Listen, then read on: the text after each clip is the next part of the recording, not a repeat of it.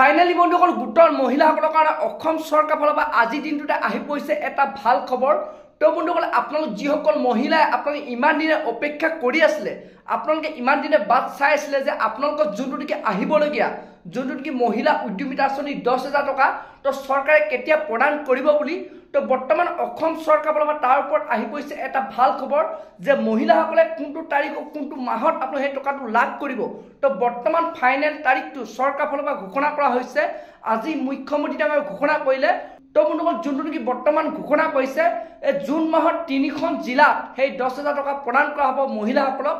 তো বন্ধুসকল তাৰে লগতে আপোনালোকে এইবাৰ সকলো মহিলাই কিন্তু এই টকাটো লাভ নকৰিব। তো বন্ধুসকল যোনটো নেকি বৰ্তমান খবৰ আহিছে যিসকল মহিলা এনেধৰণৰ কিছুমান ভুল কৰিছিলে তো সেইসকল মহিলাই কিন্তু আপোনালোকে এই টকাটো লাভ নকৰিব। তো বন্ধুসকল আপোনালোকক মই জনাম সবিশেষ জনাম যোনটো নেকি বৰ্তমান আপডেট আহি পৰিছে কোন 3খন জিলাত বৰ্তমান চৰকাৰে সেই 10,000 টকা দিয়াৰ কথা কৈছে। তো বন্ধুসকল সেই ভিডিও ক্লিপটো তো বন্ধুসকল আপোনালোকক মই এই ভিডিওতে দেখুৱাম। তো আপোনালোকে সেইটো কাৰণে ভিডিওটো একেবাৰে স্কিপ নকৰাকৈ আপোনালোকে চাই থাকিব। আৰু লগতে যদি আপোনালোকে মোৰ চেনেলটোত নতুনকৈ আহিছে তো বন্ধুসকল মোৰ চেনেলটো লাইক এটা কৰি দিব, পাৰিলে ছাবস্ক্ৰাইব কৰিব, লগতে আপোনালোকে বেল আইকনটো অন কৰিব। তো যেতিয়া এনেধৰণৰ ইনফৰমেশ্যন বা খবৰটো আহি থাকিব তো প্ৰথমে আপোনালোকে সেই ভিডিওটো লাভ কৰিব পাৰিব।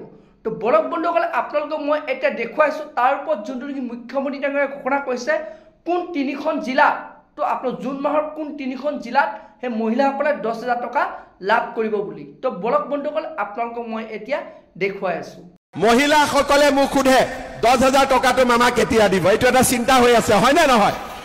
আছে না নাই চিন্তা? এতিয়া আপোনালোকে এইটো কথা মোক নুসুধিব। 10,000 টকা বিহালীত দি আমি আৰম্ভ কৰি দিছোঁ। ভুৱন পেগু, ৰণোজ পেগু, প্ৰদান বৰুৱাই যিদিনাখনে দিন দিয়ে সেইদিনাখনে আহি মই ইয়াত দি থৈ যাম। মোৰ কোনো আপত্তি নাই, মোৰ ফালৰ পৰা এতিয়া চব ক্লিয়াৰ হৈ গৈছে। এতিয়া মাত্ৰ ভুৱন কেতিয়া দিবি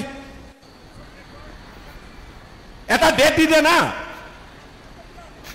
হা এটা আপোনালোকক কোন তাৰিখে লাগে আপোনালোকে কওক ডেট এটা। বানপানীৰ আগত লাগে নে পিছত লাগে?